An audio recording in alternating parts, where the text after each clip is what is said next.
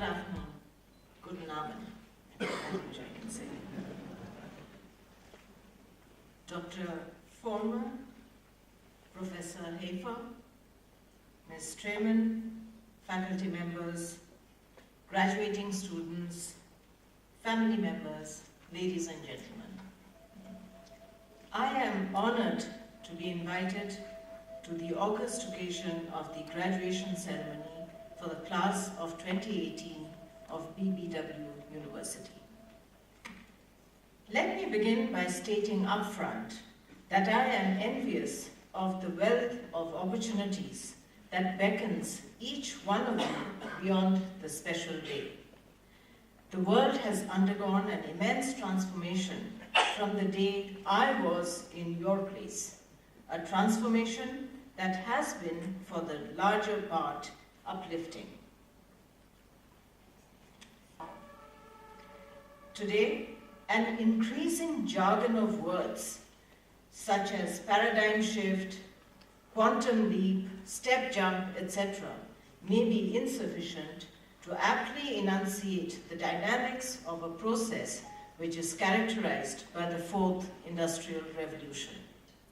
The fourth industrial revolution transforms the rules of the game. No longer can we be sure of the machines being more inanimate and stolid stools in the hands of humans. An increasing category of them can now learn from their mistakes, unlike many humans. I would like to characterize the scale of these changes as an agent which has brought us to a frontier where the present mingles with the future. In other words, we would be the generation which is no longer just living in the present, but is at the boundary of the present and the future. While we recognize the tremendous scale of technological advancement, let us not for a moment be deluded into thinking that these changes shall be limited to only the technological canvas. When the change itself is so massive, we cannot expect to come to terms with it by being limited to the traditional boundaries which had hitherto circumscribed our existence. In essence, we need to think and act like a global citizen.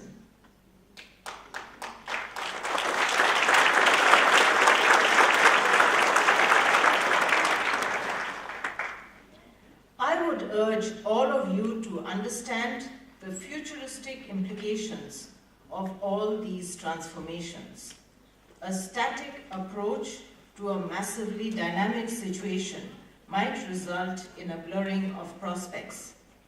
Let me recount to you an interesting anecdote to elucidate the idea. Till the year 2007, Nokia was one of the largest mobile phone sellers in the world. It was a hugely successful company, one whose products were not just successful, but legendary. On the face of it, the company had not done anything wrong. It kept on producing quality mobile phones and maintained its focus on incremental innovation. However, in a matter of 5 years, Nokia ran into significant losses and in 2013 was acquired by Microsoft. The entire transformation was aptly summarized in one statement by the teary-eyed CEO of Nokia in 2016 when he said, "We didn't do anything wrong, but somehow we lost." He was right. Nokia didn't do anything patently wrong, but the world changed too fast. They failed to keep step with the changing times. The incident is a treasure trove of wisdom for the current generation. The world is hurtling towards the advent of Industrial Revolution 4.0 heralded by artificial intelligence. According to various surveys, a lot of jobs in existence now did not exist a decade back and will probably mutate further a decade later. Such is the nature of change that the rate of obsolescence is only credible because it is real.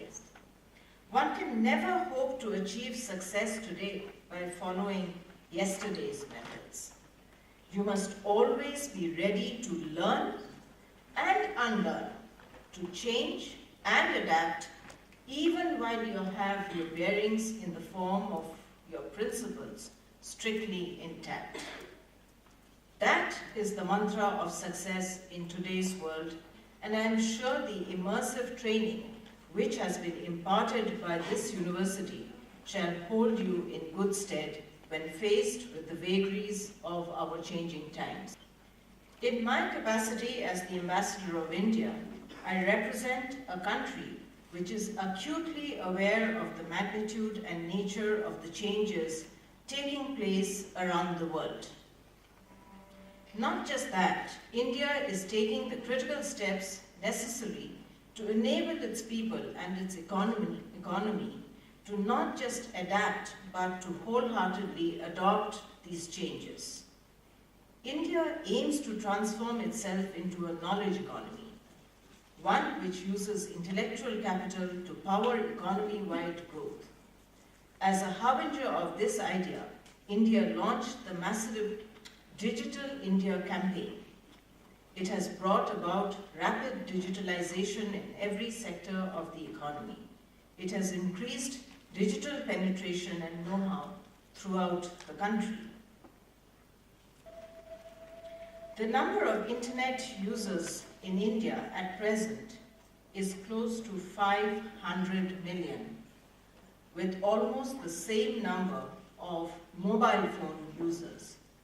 These are staggering numbers which demonstrate the scale of transformation. The changes taking place in India present a mammoth potential and massive opportunities for everybody. With one of the highest GDP growth rates in the world, India is already a center of attraction for global enterprises and has emerged as one of the top destinations for global FDI.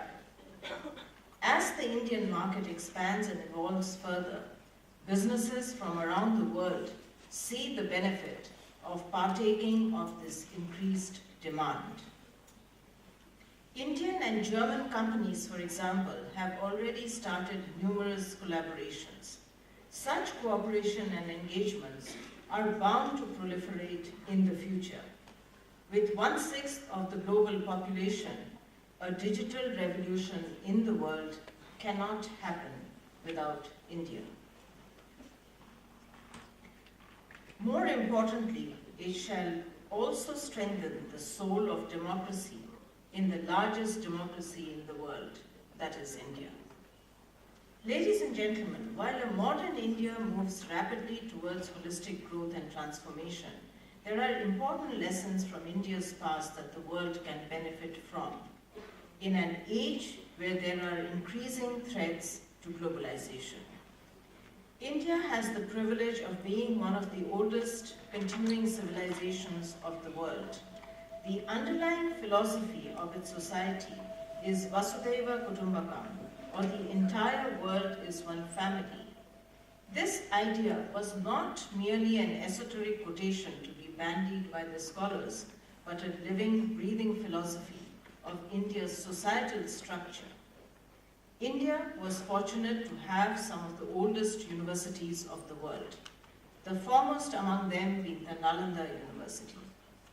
This university, which was guided by the principles of meritocracy, had the privilege of hosting students of multiple nationalities. The method of interaction involved debates, discourses, and discussions. It is through the excellent traditions of Nalanda that not just India, but the entire South and Southeast Asia benefited. The students carried with themselves the groundbreaking ideas that transformed their societies for the good, established new philosophies and gave a new direction to the world. The world has undergone a massive change since Nalanda, but its idea has spread far and wide. People have come to realize the efficacy of cross-cultural interactions. The technological advancements of our age have provided the strong headwinds to impel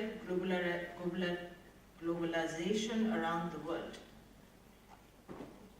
Today, when I see the diversity of the students graduating from this university, I am delighted to note that BBW University has incorporated an inclusive approach to not just their curriculum, but also to their admissions process and nature of pedagogy.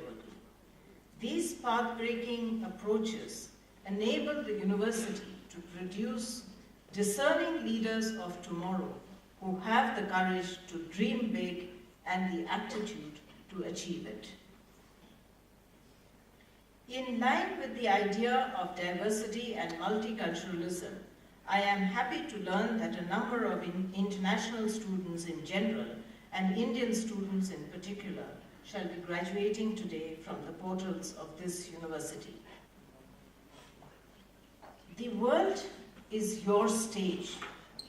Now, as you step onto bigger roads, which shall test you in every possible manner. While the university has equipped you with the knowledge and trained you to be creative, real change to the world can be brought through the power of your imagination. Let your minds be that ambient environment which fosters the growth of innovative solutions to global problems. As harbingers of change, the world depends on you to effectively handle and channelize the immense power which is being bestowed upon your generation. To conclude, I would like to leave you with the message to aspire to become global citizens. As a global citizen, let yourself be guided by what is universally desirable. Do not be cowed by the enormity of countless prejudices and predilections that you may see around yourself. Recognize the inherent beauty and rationale of different cultures without being swept over by anyone. While you set out to attain a high-flying career for yourself, do preserve at your core the ambition to make the world slightly better than the one you experienced.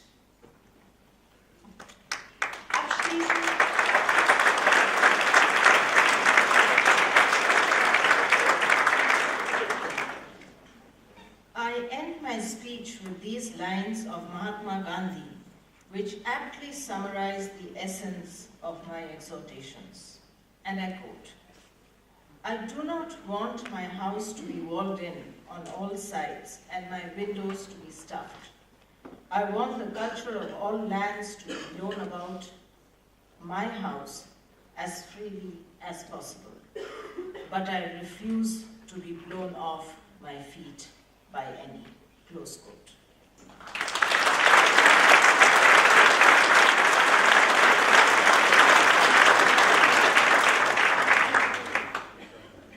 Thank you, good luck, and my very best wishes to you, the graduating class.